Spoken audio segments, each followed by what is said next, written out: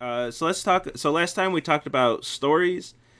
Let's talk about tests, boards. We're not going to talk about boards too much today. Wednesday, I'll give a whole example, a walkthrough through ZenHub and showing how to set everything up and do all that good stuff. But let's talk about stories, tests, and testing should be in here too. We're going to talk a little bit about testing, a bit more about testing.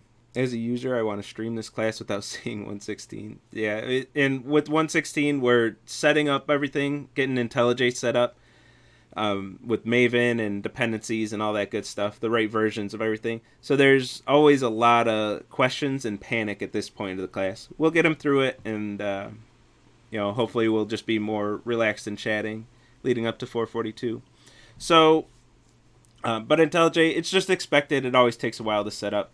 It's always, when I first started setting up environments, like I remember what that's like too. It's painful.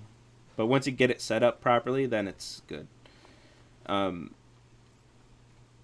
Use NetBeans and be sad. So, last time we talked about user stories. And every story needs to explain at least one... we're not... I'm like 10 slides ahead already.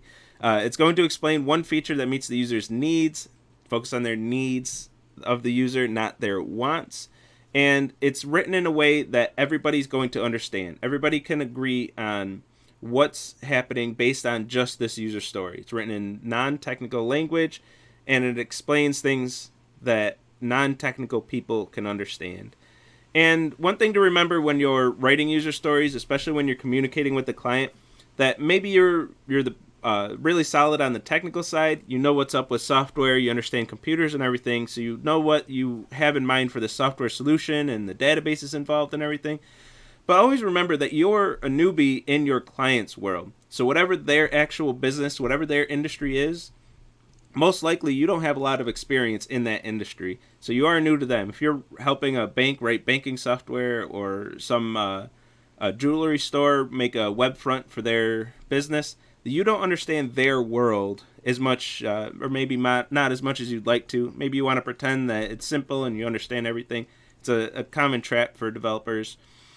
Just remember that you don't know much about their world. So listen to them and listen to their needs and wants, and get that down to their needs and get that stuff into those user stories. And when they have feedback for you, make sure you're listening to make sure that you're not contradicting their industry. This takes practice. It's not something that's going to be easy. It's a little bit easier in this class since you are your own client. You'll still have to please your project manager, but since you get to choose the idea for the project, it's going to be a little easier, but and even then it's not going to be objectively easy. And then when you get out there in the world and you're dealing with real live clients, this gets a lot tougher. So get good practice of writing good stories now. Listen to your project managers, listen to me, and that I'm a noob. Listen to me and write some solid stories. Get that practice now while you're in this nice cushy academic environment before you're out there in the real world dealing with real clients who have minds that change like the wind, and it's a lot tougher to communicate those stories with them. And again, I said this a lot. Hopefully I don't see any technical details in any of your stories. No technical details in these stories. It's simply not important. It's not important to the end user. No end user, unless they have a lot of technical knowledge, cares about which database server you use, for example. What programming language should you use? They don't care. Don't put it in the stories. Nobody cares about that stuff except the dev team. Nobody cares. Leave the details out of it. And if anything, if you're tempted to put anything in there that you don't need now, just remember, Yagni, you ain't gonna need it. Don't add anything that you don't need for that sprint. Maybe you want to add that cool new feature because it'd be neat, but just don't do anything that you don't need in there. So follow the template for a user story that we saw. As a specific role with motivating details, I want to take some action so I can get some testable reward with an emphasis on testable. So if everybody's using this template, we're all on the same page, not just within this course, but if everybody from that first team meeting with the client and users and whoever else in the room, business people, executives, you follow this template and everybody knows from day one what structure to expect from these requirements and how they're going to be formatted. And it's key to communicate all those things. Communicate, when you first work with a client, they're not even going to know what a user story is in all likelihood. So just explaining what a user story is and then talking about what the story should be, and talking to them in that story, keeping the word it's named after it, the word story in mind. Like the user is going to tell a story, and that's what becomes a requirement. Is very important, very helpful when communicating with clients to have that storytelling aspect to it, not technical details. We need a database. We need, whatever. So here's our kind of life cycle of a Scrum developer. All this terminology, and I know the terminology is bogged down. I've gotten used to it now, but when I first heard like sprints and stories and epics and stuff, daily stand-ups and all that, all the terminology that comes with it, it can be off-putting at first. I've gotten so used to it that it's just part of my vocab now, but I realize a lot of you might be going through that. A sprint, a story. I don't have any good advice for you there. Just get over it. You'll get used to it eventually, if that is off-putting to you. If it's not, great. So we have all these user stories. Each sprint, at the start of a sprint, your team is going to decide which user stories are going to be implemented for that sprint. So you're going to pull a few stories off your backlog, work on only those stories for 2 to 4 weeks, and then deliver the software, working, functioning software with those user stories implemented in them. It won't be the entire piece of software because they have a lot of stories still in the backlog, but you'll deliver something with those extra features added. So you decide each sprint, what stories are we going to complete them in 2 to 4 weeks, 3 weeks in this class, and deliver that working software. What about user stories for developers, as a developer, etc.? Don't do it. I actually have a slide in here, or Dr. Hertz rather has a slide in here.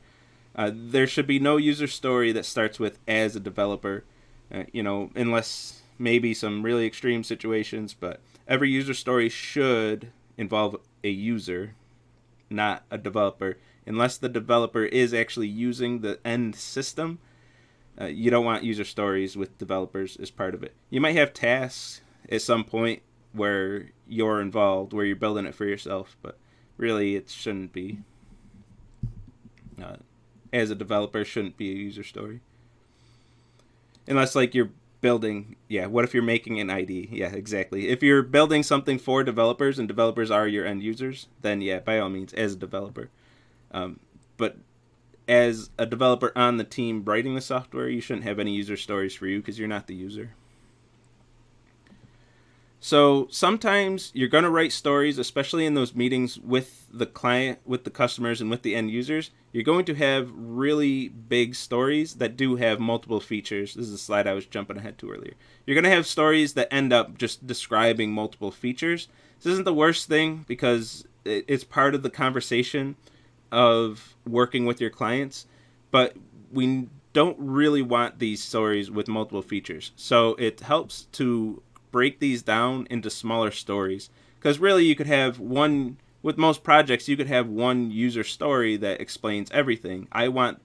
As the customer, I want this app so I can get stuff done that the app's going to do. Like you could always have a very, very generic user story, but it's not helpful, and it's going to result in bugs. Like, how do you test a huge thing? We do call these epics, is one of the terms, one of the vocab terms in Scrum. We don't really like these. If there are epics, so what some teams will do is have an epic story and then sub-stories as part of that epic. What we'll do in this class is just to break the epic into smaller stories and kind of forget about the epic completely. If you want to have epics, not going to stop you.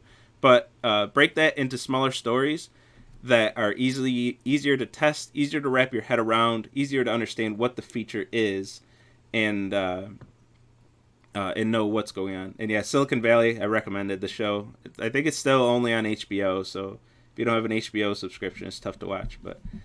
Um, but yeah, they use a Scrum board at one point, and it's clear to see where the state of the project is. They have an issue with their cloud server at one point, and you can see the Scrum board where everything in that swim lane is all backed up. Plus, they make fun of Scrum. It's funny, but how many stories should there be for a project? As many as there needs to be. Would be my quick answer for that. 10 to 20 stories. Yeah, as a rule of thumb, it sounds about right. But it depends on the project and all. There's no set number, but as many as there needs to be. Don't skimp on the stories. Never skimp on the stories. Write as many stories as you could possibly think of with your team. Right, so how do you handle like refactoring that doesn't fall into a specific story? So you can still have those as tasks, but it wouldn't be in the story. So maybe you have a story, and to implement that story, you'll write a task that involves refactoring some code. But don't put that in the story, because stories are customer facing. You don't want any of that crap cluttering up what the customer sees. But you would write a task, and we'll talk about the difference between stories and tasks in a minute. The short answer is, when you start a sprint and you choose a story, like this is one of the stories we're going to complete for this sprint, that's when you start writing up the technical tasks and actually get into those details, the technical details. But that's not customer facing. This just became a job, yeah. Good show. So even if so the stories need to be solid. Like, everybody needs to understand what the story is saying. So if your language is imprecise, it's going to cause issues. You have to make sure that you're specific enough that everybody knows what's going on with the story, but they're never going to be that specific. Any of the examples that we've seen in lectures so far, they're just not super clear. It's not entirely understandable what the story means to everybody. So how will the client know that a story works? And it's going to be, hey, my next click, acceptance tests. I alluded to these last lecture. Now we're going to talk about these. They're going to get front and center treatment here. Acceptance tests are going to be something that the client can go through to be able to confirm that the story has actually been implemented. Whatever requirement is captured in that story, this is how the end user and the client can confirm that the dev team built what they were supposed to build. So this is a step-by-step instructions for the end user to follow to verify that it's complete. And once you agree on the user story, both the user story and the acceptance tests, this is where things get a bit more firm with your client. Everybody should be on the same page with both of these components. Without the acceptance test, there can be ambiguity. With the acceptance test, it's much more clear what needs to be done. So this is a list of steps that they're going to take, and then the expectations, what should be happening on the app after those steps are taken. And a lot of this can change throughout the life of the project. In this course, probably not much changing unless you have disagreements within your team of what the acceptance test should be, or your project manager says those acceptance tests are awful, you gotta change them. But when there's a client, what it means to it for a user story to be complete through these acceptance tests, it's going to change over time. The change should be expected. Following the whole idea of having agility in your team, you should expect these changes even at this level, even in the user story and acceptance tests of your story. So expect that to change, and always communicate with the client. So the user stories, this is a good rule of thumb to follow. User stories have the 3 C's. Card. Everything on the story should be able to fit on an index card or even a post-it note. I should say it, not in. To keep things simple, if it can't fit on a post-it note, it's too long, it's too wordy, there's too many details.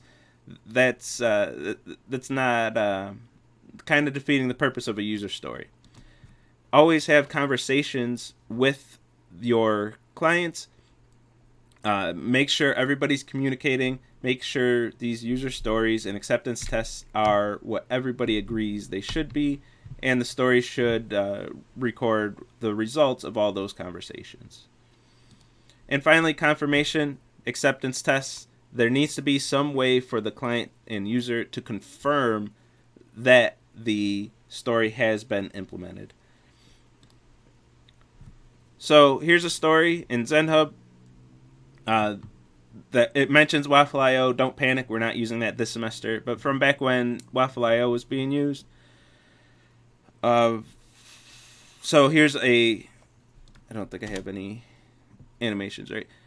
So as a student, I want to demonstrate good agile practices so my project succeeds and I earn a good grade. That user story has a lot of ambiguity in it. So what does this actually mean to follow good agile practices, and what does it mean to earn a good grade, etc., etc.?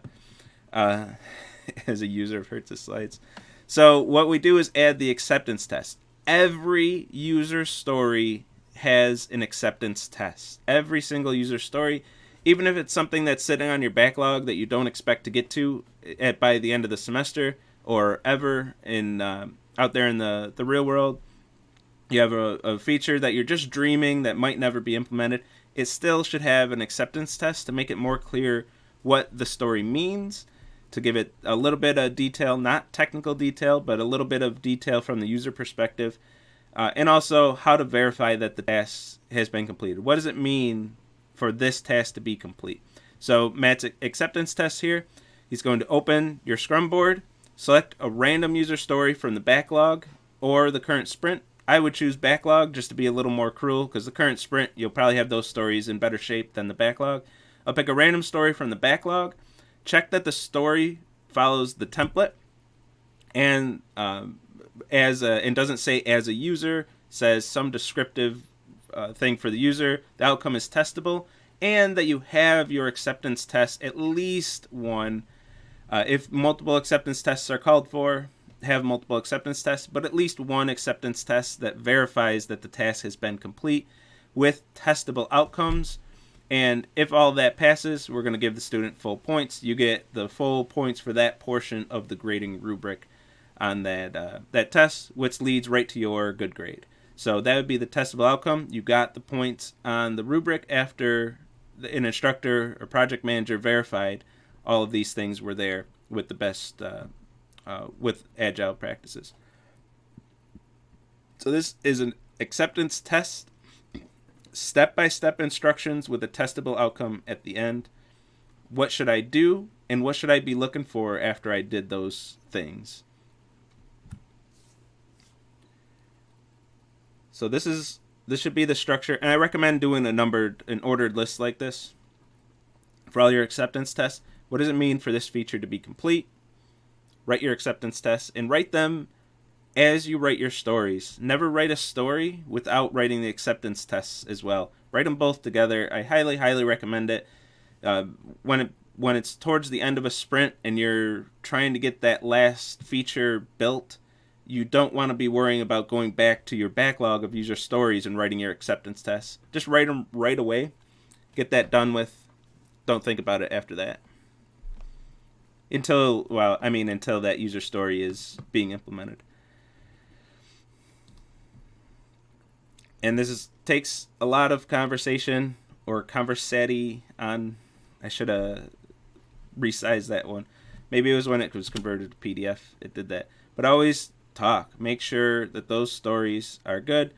For this specific user story, through lectures, through the course website, through the syllabus, through the grading rubric for the sprints, we define what good agile practices mean. So we've communicated a lot, and then this is the testing. Okay, how do we verify that you did do all those things that we conversationed about? That's what the acceptance test is capturing. But all that's from conversation with the clients and everybody involved, all the stakeholders, making sure we get the right information in that story and acceptance test. I don't think we can stress this enough. I've said it at least like 15 times, I feel like. But conversation and communication with the client is critical if you're going to be a successful software engineer. It's absolutely critical. And it's mentioned so much because we don't always have this skill. It's not something we really practice in the college curriculum, at least for computer science or computer engineering. So it is important to stress this. It's something that some of us like to just be heads down coders that are just always working in the code and the IDE. But conversations with your clients can save you tons of time. Just thinking about like a 116 student they always claim they spent 50, 60 hours on a single homework assignment. In some cases it's true. And then they come to me in office hours and talk to me about the issue, and we resolve it in like 5 minutes. That small conversations, even as a student, can really help. Talk to the core staff to get help, all those things. All that's going to transfer over into the working world, into industry. All that will be important. Those small conversations can save you hours and hours of time, even weeks sometimes, or even months in some cases. But I actually made that mistake on one of my internships. It was actually when I was still double E electrical engineering. I had an internship, co-op technically, where my supervisor had a project. He's like, here, I want you to work on this project. I'm like, cool, I'll work on this project. I worked on that thing for at least 2 weeks, and I had it at a good state where I'm like, oh, cool. But I was a heads down worker. I wasn't talking to anybody during it. I'm like, I'm going to get this done. It's going to be awesome. They're going to offer me a full-time job. It's going to be great. So 2 weeks, I'm like, I got this in a good state, and I'm going to show it off to my supervisor. He's like, we scrapped that project a week and a half ago. I'm like, well, thanks for telling me. Like, I should have been talking to them daily and making sure I was up to date on what's going on. But I wasted weeks of time working on a project that apparently they didn't even want anymore. So they didn't communicate with me, like tell me what I'm supposed to be working on. But I didn't communicate with them either. I should have been talking to them each day, like, hey, I have this idea. Is this cool? And then it would have came up earlier. Hey, we're not doing that anymore. Frustrating experience. But here's the card. I would argue that just the user story has to fit on the card. If acceptance tests need to be a little bit longer, I mean, they still shouldn't be ridiculously long, but maybe the user story should fit on a Post-it note, and the user story and acceptance test should fit on an index card, maybe. But regardless, keep things short, simple, to the point. Everything fits on a card. We had the conversation. So last C, confirmation. We have the acceptance test. We know how to confirm that this story was completed. And this slide comes up like 4 different times in these slides, this exact slide. And I thought I knew each time it comes up, I'm going to say something specific about it. But I don't have anything right now. You take some user stories off the stack, off your backlog, work on them, deliver them. I don't know what I wanted to say on that one. So you have a backlog of stories. You're going to write all these stories for your project that you're not implementing right away. A lot of them might never be implemented. A lot of them might be, as you have later meetings with a client, might be scrapped completely. They might change their mind and say, no, we never want that feature. Get that out of the backlog. This can change, and you shouldn't be afraid of this at all. Let your backlog be something that captures all of your ideas, all your wildest dreams for what the project could possibly become at some point in time. Put all of those features into user stories with acceptance tests and get them all in your backlog. There should be no fear of having a huge backlog of features that you want to write at some point. So Agile is a kind of loose idea. The Agile Manifesto and the principles of Agile, very loose ideas of what it means to be an Agile development team. Scrum is an implementation using those ideas and putting some more structure to it. Scrum is where things like epic stories, daily stand-ups, which we'll talk about in a second here, user stories. Scrum is where all that terminology and all the specific things that we're talking about come from, where Agile is just a loose abstract. It's kind of like Agile is the abstract class, and Scrum is the concrete class that implements Agile. How to rewind. You actually can kind of do that. If I don't think you can just hit back and rewind on Twitch, but you can go to videos, go to the videos tab, and if this is even what you're asking, go to the videos tab on my channel, and you can watch this recording before, while I'm still even live, and then go to whatever spot you want, rewatch however many times you want, skip ahead if you want. Don't skip anything important. It's all important, so don't skip. But yeah, that is an option on Twitch.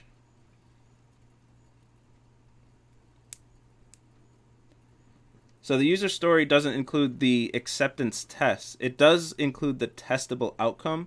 The acceptance test is specifically how you're going to test that testable outcome. So the user story here is so I can earn a good grade. So my project succeeds and I earn a good grade. The testable outcome here actually probably should include something about the project succeeding, but at least includes the earn a good grade, by the last step of the acceptance test being you're going to get points on the grading rubric. So there is, so this is the testable outcome. This is how to test that testable outcome, is the subtle difference there.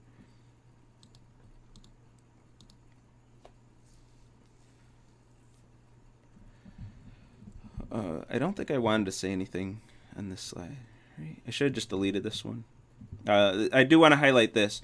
The idea of working in sprints like this is that you're getting in a good rhythm with your work. That, like I like to say, there's no crunch time on deadlines and no overtime on deadlines. Just knowing from past 442s, a lot of teams do like to wait till the end of the sprint, and just at the end of each sprint they're doing lots of work. I highly recommend not doing that. The projects don't come out very well. They get a lot of points off, a lot of dings on their rubric. It's not the best way to do work. So it's possible to use Scrum and not get in a rhythm, but it's highly recommended. And that is the idea of getting in this rhythm. It is a lot better than having one deadline at the end of the semester, like deliver your project at the end, and then you really have a big crunch time there. At least you have 4 separate submissions, which is the idea of Scrum, is breaking this into smaller chunks and getting in that rhythm. And without that, you can really have bad lifestyles. You can get your work-life balance really out of whack if you don't have this rhythm.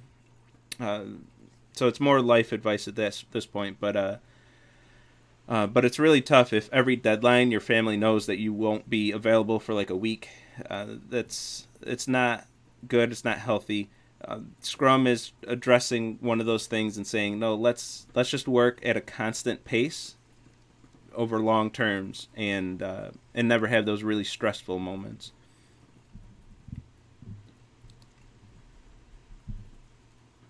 So once you choose some sprints off the backlog, or some sprints off the backlog, some stories off the backlog, we're going to enter the sprint, and now we want to talk about what's going on in that 2 to 4 weeks. What are we doing inside that time? So we're going to start with a planning meeting. Your team should do this at the beginning of each sprint. There's that's actually good advice. Isn't all my advice good advice? No, sometimes I do have terrible advice, but so at the beginning of each sprint, your team will have a meeting and plan out what you're doing with that sprint. You're going to look at your backlog of stories and choose some number of those stories to work on and decide who's going to work on which, who's going to do what, but most importantly, which stories are you going to complete over that task. And this is where estimating the tasks comes into play too. You want to grab just enough stories to fill up your time for that sprint. You don't want to get too ambitious, but you also don't want to get too. You also don't want to take on too little and not get much done over the sprint. So look at that list of backlogged stories, review them all, decide which ones you want to move forward with, which ones even can you move forward with, making sure they're not blocked by other stories. If they are, make sure you grab both, things like that. But choosing which stories are going to be implemented for that sprint is what you're going to do at the beginning of each sprint. Decide, and then ideally stick with it. Some things might come up where you have to swap out a story or two, but try to stick with those plans. So don't choose too little, but don't get too crazy with it. Choose just enough sprints to be able to do, just enough stories for you to be able to do, you and your team to be able to do for that sprint, while still delivering at a pace that the client expects or that your project manager and I expect for this course. Don't get too skimpy on us.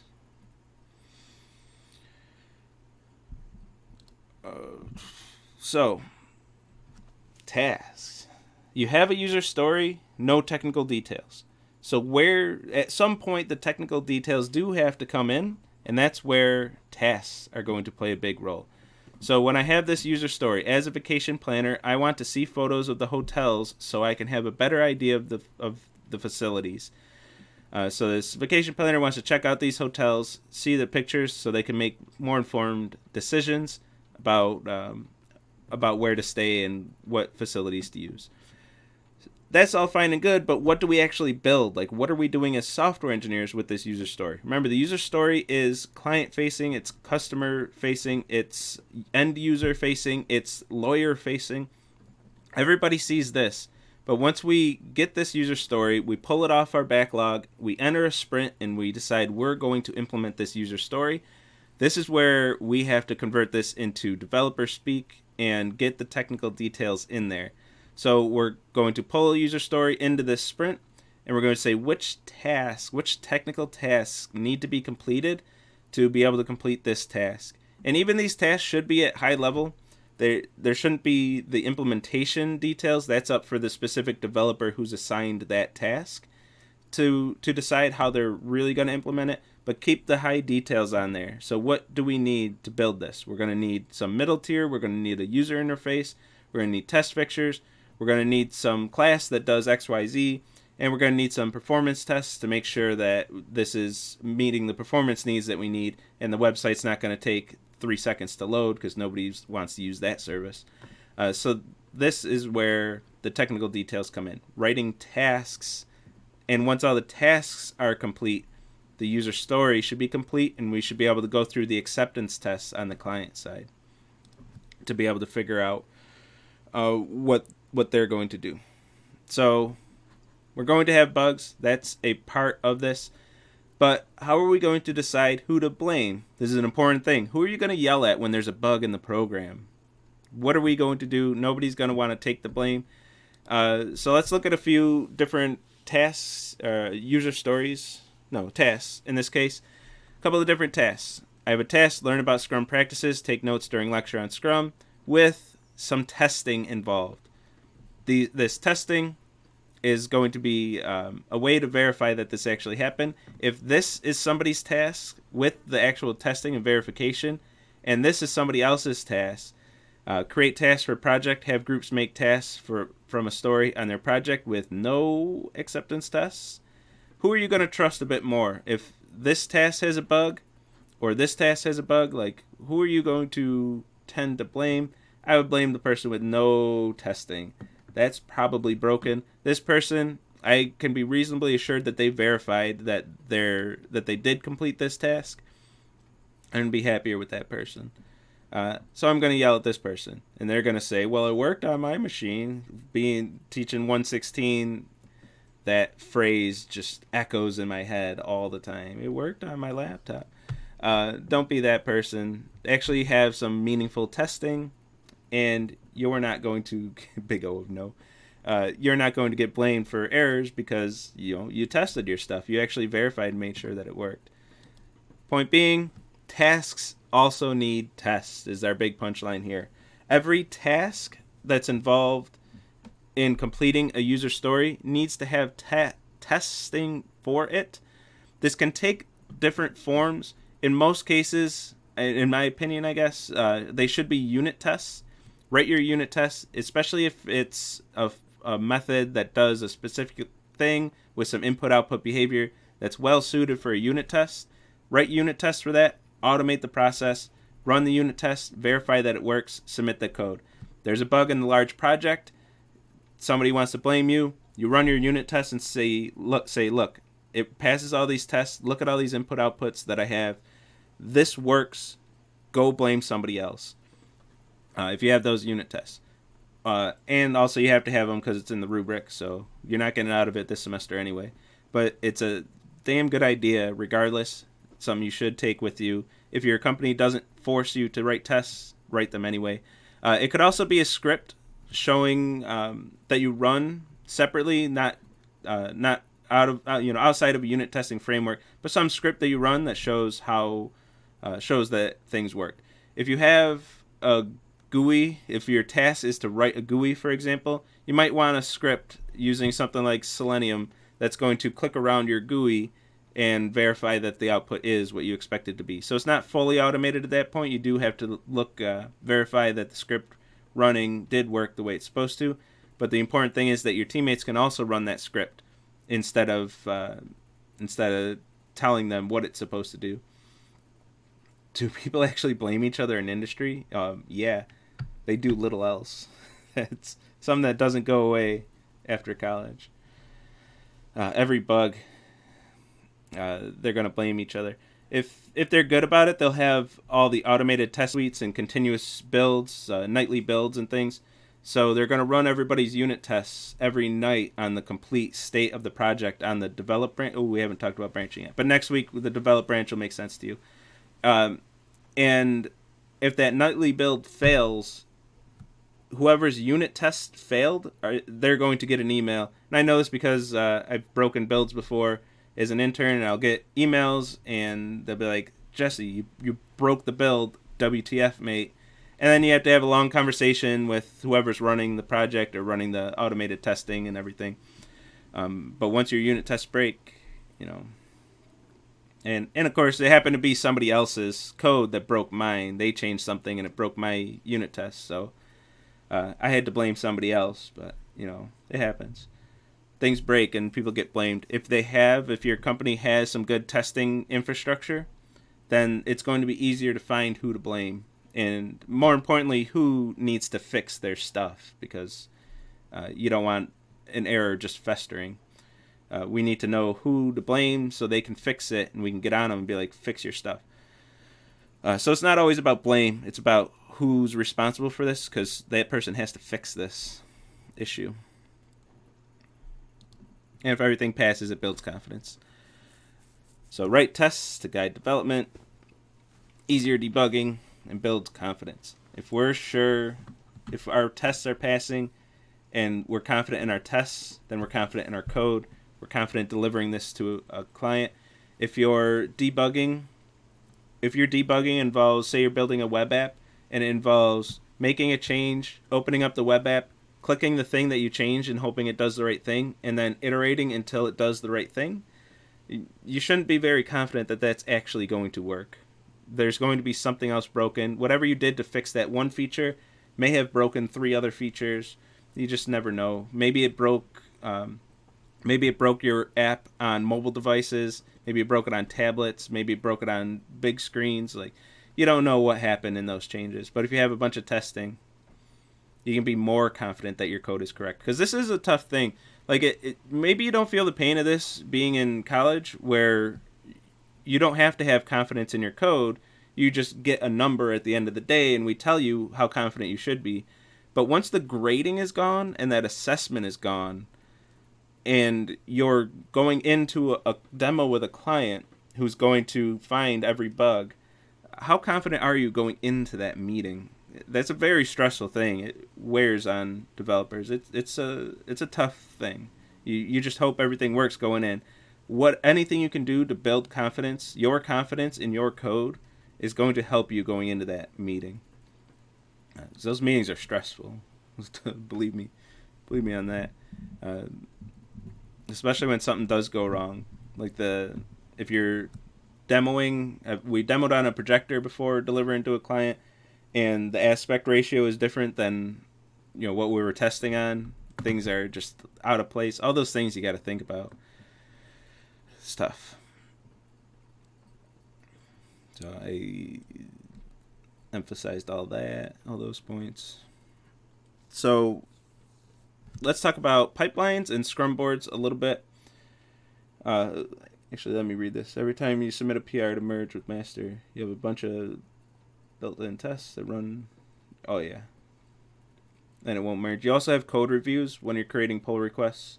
A lot of places will do code reviews where every time you submit a pull request to merge into, I'll say develop, merging into master is typically off limits except for senior devs. But if you're merging into develop, there's going to be one or two senior devs looking over your code, making sure it's not ridiculous.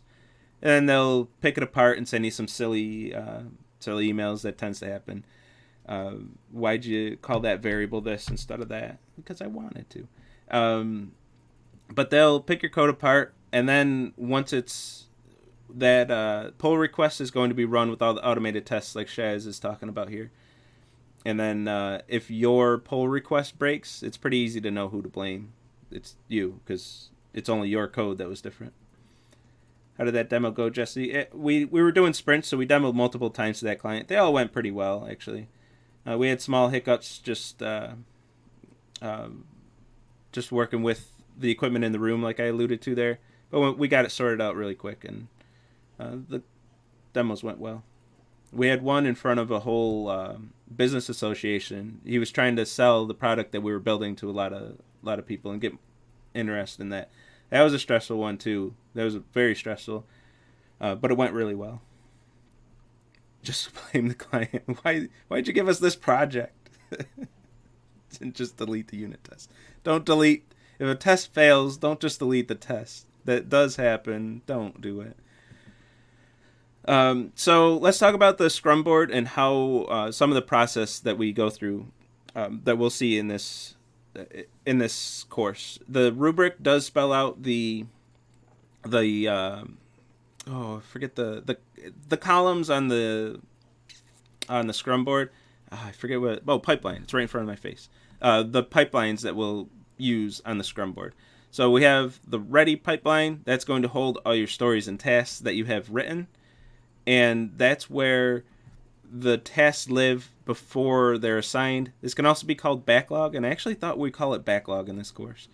But these tasks are ready to be implemented, but they're not assigned to anybody yet, and they're not chosen for any of the current sprints. Once somebody claims a task, you have your beginning of sprint meeting, and the team decides this is a task that's going to be done, going to be completed, and I should say tasks, not stories right now. This is a task that's going to be completed. You're going to claim that, move it to the ready pipeline, and assign it to you so that on GitHub and ZenHub, it's clearly marked that you're the person that's working on that task. Once it's in progress and it's assigned to you, everybody knows that you're working on that task, so there's no question. Your teammates, your project manager, me if I happen to be looking around your repo, there's going to be 36 teams, so I'm not going to have that much time to be looking at all your repos and all your Scrum boards, but your project manager will, and it's clear to them who's doing what, who's working on which task, and what the progress is on each of those. Once you finish a task with your unit testing, move it into the testing or whatever other testing that you have, move it into the testing phase. This means that your team needs to test it and verify that it's working. Or actually, I think you can do that yourself. I think this is the workflow we're following. But once it's all tested and the test pass, you don't close that task immediately, but in the next meeting, you talk about it with your team, your project manager, say, I built this, I tested it, I completed this task, and then the team can move it over into the closed column, the closed pipeline, and close out that task. It's completed. It's completely done now. No low overhead, no duplication. You don't want two people working on the same task, so make sure you claim your tasks. This should be done in your meetings. You should be communicating with your team and making sure everybody knows what they're supposed to be working on. And then low overhead, the idea of a Scrum board is to make things nice and easy. In ZenHub, you just grab a task that's in the ready pipeline and drag it over to in progress, and then click assign to me. It's simple, it's clean, and ZenHub will update the GitHub issue with that. It'll assign you to it. It'll do what you need to do. You shouldn't even have to mess with GitHub tasks in the GitHub interface. You can do everything from ZenHub. So once a task is assigned, create your branch for that. This is something we'll talk about next week. And I would create it says can, but I would create a branch for that task as well. So you know, so that's where only your work goes. Or I don't think this is on the rubric, and this isn't something I would necessarily do. If you want the user story branch and then branching the task branch off of that. But if we're enforcing that, I'll have to double check that. But we'll talk about branching next week anyway, so I'll update you with the specifics there. So you create your branch, which is a special copy of the project that only you can edit. So other teammates' edits aren't getting in your way. We'll talk about branching.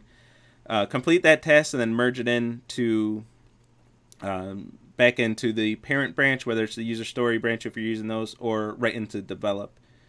The develop branch. Again, I realize a lot of that won't make sense right now. We'll get to that next week. And use the task tag in the commit messages. This is something that some companies will enforce. That one of the places I worked, if you didn't have the task number in your commit in every single commit message, the commit would be rejected. The push would be rejected, but the commit would stay. Which, if you've worked with Git for a while, you know that that's a complete headache. It would commit locally, but wouldn't push to the server because the server would check for the task tag to be in that commit message. And then you got to unroll changes and stash and all that mess. So in your commit messages, put the task number right in there, whatever the GitHub issue number is for that task. GitHub makes this really easy. Put your hashtag and then whatever that task number is, and it'll automatically link that commit to that task. So then when you're looking through your commit messages, it's easy to tell which message refers to which task. Because once you merge back into the parent branch, all the commit messages just get mixed together. If you have the task number there, it makes organization much better. It's easy to find where each piece of code came from and what task was being worked on during that commit. And then that just streamlines communication at that point. We got 1 minute left, so let me make sure. And then closed after the meeting, the team agrees that you completed that task, put it into closed. And this is all drag and drop. It's in progress, in development. These aren't the pipelines that we're using, but once it's in progress, what's the difference between in progress and in development in this one? But anyway, once it's done, go to close. GitHub will mark that as closed, or ZenHub will mark that as closed on GitHub, and really helps to streamline your workflow. I think I can skip some of this. Daily stand-ups, I'll mention what these are. At the beginning of each day, a lot of companies will do this. They'll have a quick stand-up meeting where everybody on the project meets in a room, or Zoom meetings these days, and quickly go over the state of the project, including what you did yesterday, what you're going to do today, and any roadblocks in your way. This is where any issue should be brought up early. No issue can fester for more than a day because you're going to bring it up in the stand-up meeting. Hey, I'm working on this one part, but man, it's just, I don't think we have the right tools to do this. I think we need to pay a third-party vendor or whatever. Whatever the issue is that's preventing progress, bring it up early. Many projects fail because there's an issue very, very early on, but a developer didn't say anything until close to delivery because they didn't want to disappoint their team or whatever the case was. Then all of a sudden, the person you put in charge of the GUI doesn't understand GUI programming, but nobody spoke up. It can destroy projects. Bring up problems early and often. Fail fast is something that we've learned in this industry. In other aspects, also do it in your project management. Bring up issues fast and early. Don't skip the meetings. Don't be a jerk in meetings.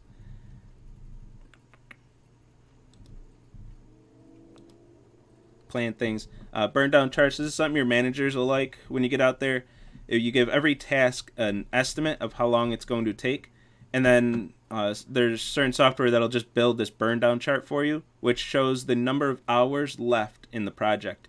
So ideally, we want this at the beginning of the sprint to be a straight line down to 0 at the end of the sprint, and if it's not, then the team either has to speed up or slow down. I guess you wouldn't want to slow down.